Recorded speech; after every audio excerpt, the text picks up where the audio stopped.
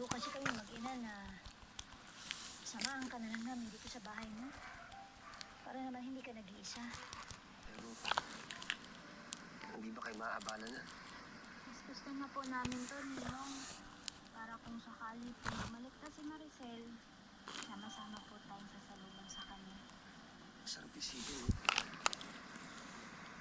Nababalik na siya.